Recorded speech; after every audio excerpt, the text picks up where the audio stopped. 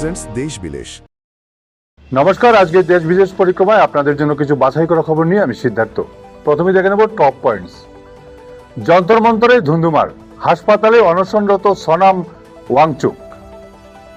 বড় নাশকতার ছক বানচাল, জালে জৈশি মোহাম্মদের 5 জঙ্গি। বিছানায় বিষধর সাপ, স্বামীকে খুনের চক্রান্তে ধৃত স্ত্রী।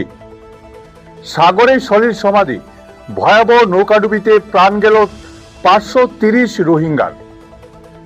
মেক্সিকোর উপকূলে তীব্র ভূকম্প, জারি হলো সুনামি সতর্কতা। হাসিনা প্রত্যর্পণ নিয়ে ভারতের কৌশলী অবস্থান। এবারে দেখে নেব বিস্তারিত পরিক্রমা। দিল্লির যন্তর মন্তরে পরীক্ষা ব্যবস্থায় অনিয়মের বিরুদ্ধে টানা অনশন করছিলেন পরিবেশবিদ সনম ওয়াংচুক। শনিবার সেখানে হঠাৎ পরিস্থিতি উত্তপ্ত হয়ে ওঠে। আন্দোলনকারীদের অভিযোগ, সনমকে লক্ষ্য করে কিছু বস্তু ছোড়া হয়।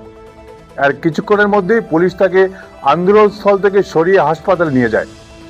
পুলিশের দাবি, দীর্ঘদিন না খেয়ে থাকায় সনমের শরীর খুব দুর্বল হয়ে গিয়েছিল এবং চিকিৎসকদের পরামর্শই তাকে বাঁচানোর জন্য হাসপাতালে ভর্তি করা হয়েছে। গুজরাটে বড়সড় নাশকতার পরিকল্পনা করছিল 5 জঙ্গি, যারা জৈশি মোহাম্মদ সংগঠনের সদস্য। গোপন সূত্রে খবর পেয়ে গুজরাট এটিএস তাদের গ্রেফতার করেছে। জেরায় জানা গেছে, ধৃতরা টাইম বোমা বানাতে ওস্তাদ এবং সীমান্তের অপার থেকে আসা নির্দেশ তারা দেশের বড় শহরগুলোতে হামলার ছক করছিল। তারা মাদ্রাসার আড়ালে পড়ুয়াদের মগজ ধুলাই করে জঙ্গি দলে বেড়াতো। এই নেটওয়ার্কের গভীরে পৌঁছাতে তদন্তকারীরা এখন তাদের জোর জিজ্ঞাসাবাদ চালাচ্ছেন। মেরঠের এক মহিলা তার স্বামীকে চিরতরে সরিয়ে দিতে এক ভয়ঙ্কর পরিকল্পনা করেছিলেন।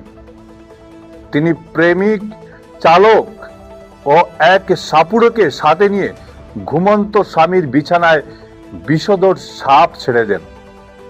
সাপের ছোবলে স্বামীর মৃত্যু হয়। শুরুতে সবাই ভেবেছিলেন এটি একটি সাধারণ দুর্ঘটনা, কিন্তু পুলিশের দীর্ঘ তদন্তে ধরা পড়ে যায় এটা ছিল ঠান্ডা মাথায় এক পরিকল্পিত খুন। বর্তমানে স্ত্রী ও তার সঙ্গীদের পুলিশ গ্রেফতার করেছে। মায়ানমারের রাখাইন প্রদেশ থেকে 5 শতাধিক রোহিঙ্গা দুটি নৌকায় করে মালয়েশিয়া বা ইন্দোনেশিয়ার উদ্দেশ্যে যাত্রা করেছিল, কিন্তু মাঝ সমুদ্রে ইরাওয়াদি উপকূলের কাছে তাদের নৌকা দুটি ভয়াবহ দুর্ঘটনার মুখে পড়ে। রাষ্ট্রসংঘের রিপোর্ট অনুযায়ী এই ঘটনায় অন্তত 530 জনের মৃত্যু হয়েছে।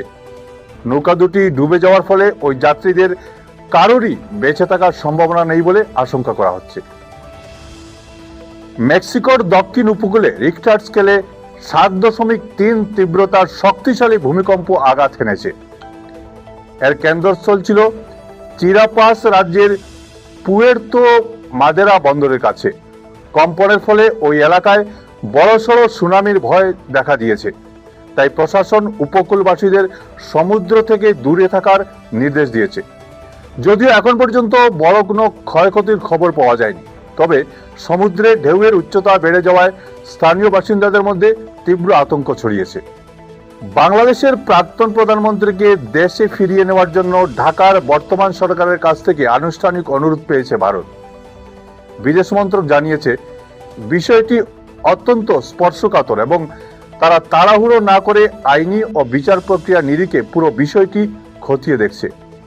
কূটনৈতিক বিশেষজ্ঞদের মতে, ভারত এই মুহূর্তে কোনো চূড়ান্ত সিদ্ধান্তে না গিয়ে আন্তর্জাতিক আইন ও বিচার ব্যবস্থার স্বচ্ছতা যাচাই করে পরবর্তী পদক্ষেপ নেবে।